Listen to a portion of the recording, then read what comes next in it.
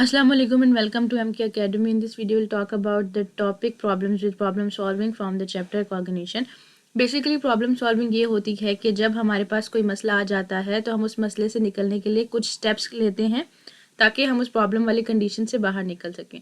Sometimes जब हम problem को सॉल्व कर रहे होते हैं तो हमारे लिए उसको सॉल्व करना मुश्किल हो जाता है क्योंकि हम एक तो प्रॉब्लम को सही तरीके से अंडरस्टैंड नहीं कर पा रहे होते एंड सेकेंडली ऐसा हो जाता है कि आप एक मॉडर्न प्रॉब्लम को सॉल्व करने के लिए कुछ कंजर्वेटिव मेथड्स को यूज़ कर रहे होते हैं। आपकी जो थिंकिंग का एक स्टाइल होता है वो एक रेगुलर पैटर्न पे आ जाता है और आप चीज़ों को अलग तरीके से नहीं देख पा रहे होते हैं, जिसकी वजह से जो आपकी प्रॉब्लम है वो सॉल्व होने के लिए थोड़ी प्रॉब्लम बन जाती है।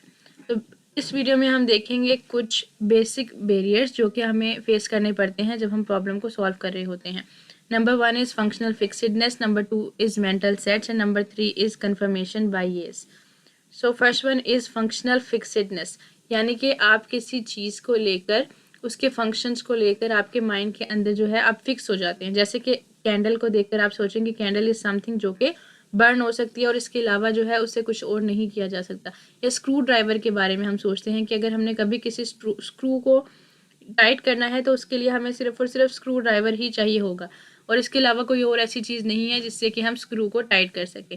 यानी कि हम फिक्स कर लें अपने माइंड में चीज़ों को उनके फंक्शंस के हिसाब से और चीज़ों को डिफरेंट तरीके से ना देख सकें। इस एग्जांपल में बेसिकली ये चाहा गया है कि इस कैंडल को दीवार पे चिपका दिया जा सके with the help of these nails जो यहाँ पर पड़े हैं। लेकिन ऐसा होता है कि कुछ लोग जो है नेल्स के ज़रिए से इसको दीवार पे चिपकाने की कोशिश करते हैं कैंडल को। लेकिन इस प्रॉब्लम को सॉल्व करने का एक तरीका ये भी हो सकता है कि आप कैंडल को बर्न करें नीचे से। जब उसकी जो वो मोम है थोड़ी सी पिघल जाती है तो कैंडल खुद ही स्टक कर जाती है किसी भी चीज़ के साथ, बी इट अ वॉल और अ टेबल। तो इस तरह से फंक्शनल फिक्सिडनेस एक ऐसा बैरियर होता है जिसमें हम चीज़ों को नहीं देख पा रहे होते हैं एक अलग पर्सपेक्टिव के तौर पे। उसके बाद हमारे पास आ जाते हैं मेंटल सेट्स जिसके बारे में हम लोग जानते होंगे कि हम जो सोचते हैं उसका बहुत ज़्यादा असर पड़ता है हमारे बिहेवियर के ऊपर या हम किस तरीके से जो है अपनी प्रॉब्लम्स को सॉल्व कर रहे होते हैं। समटाइम्स हम एक प्रॉब्लम को सॉल्व कर लेते हैं और उसके सॉल्व करने के बाद हमारे माइंड में एक सॉल्यूशन आ जाता है कि ये प्रॉब्लम इस सॉल्यूशन से सॉल्व हो जाती है। तो अगर हम उसके बाद दोबारा कोई और प्रॉब्लम सॉल्व करने का मौका मिलता है तो हम इंस्टेंटली जो है पुराने सॉल्यूशन की तरफ चले जाते हैं उस प्रॉब्लम को जो है अच्छे तरीके से अंडरस्टैंड किए बगैर, उस प्रॉब्लम की चेंजेस को अंडरस्टैंड किए बगैर। तो बेसिकली जो हमारा मेंटल सेट है वो हमारे एक्सपीरियंस के साथ साथ बिल्ड होता रहता है और लोगों के लिए ये बात मुश्किल होती है कि वो अपने एक स्पेसिफिक मेंटल सेट से निकल के चीज़ों को डिफरेंट पर्सपेक्टिव से देख सके, जो कि हमारे लिए एक बैरियर बन जाता है जब भी हमने प्रॉब्लम को सॉल्व करना होता है। Next thing is confirmation bias. Confirmation bias basically हमारी साइकोलॉजी का एक बहुत बड़ा और इम्पॉर्टेंट फैक्टर होता है जिसकी वजह से जो हमारी प्रॉब्लम्स हैं वो भी सॉल्व होने में एक प्रॉब्लम आ जाती है। बेसिकली कन्फर्मेशन बायस ये होता है कि जब हम एक चीज़ के बारे में किसी चीज़ को पसंद कर रहे होते हैं या किसी इंसान को पसंद कर रहे होते हैं तो हम उनके नेगेटिव जो हैं फैक्टर्स को नहीं देख पाते। ये इस सर्कल में देखें कि ऑब्जेक्टिव फैक्ट्स क्या क्या हैं एक चीज़ के बारे में।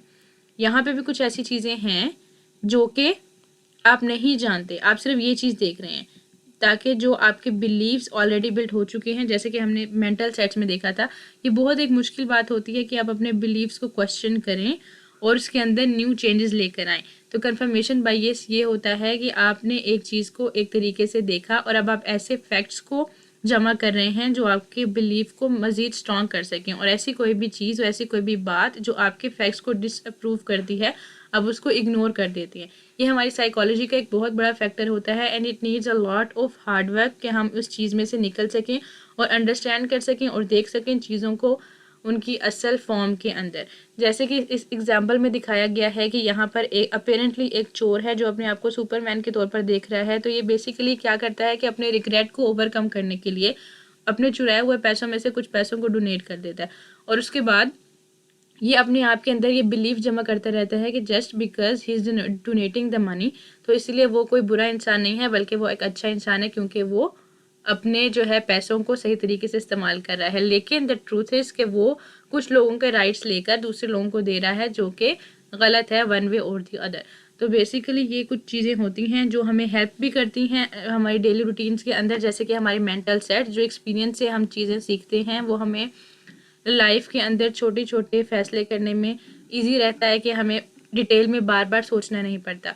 लेकिन कुछ ऐसे प्रॉब्लम जो कि न्यू होते हैं उनको सॉल्व करने के लिए ये हमारे पास बैरियर्स के तौर पर आते हैं। तो ये वो बैरियर्स थे जो कि हमें यूजुअली फेस करने पड़ते हैं जब हम प्रॉब्लम्स को सॉल्व कर रहे होते हैं। इन बैरियर्स से डील करने के लिए, इन बैरियर से बाहर निकलने के लिए इम्पॉर्टेंट ये होता है कि आप प्रॉब्लम को देखें, उसको अंडरस्टैंड करें और जो न्यू चीज़ें हैं उनको अडॉप्ट करने के लिए एक फेयरलेसनेस का फैक्टर जो होता है वो आपके अंदर मौजूद होना चाहिए। So if this was the basic of it all, so if the video was helpful for you, don't forget to like, share and subscribe to our channel. Thank you so much for watching.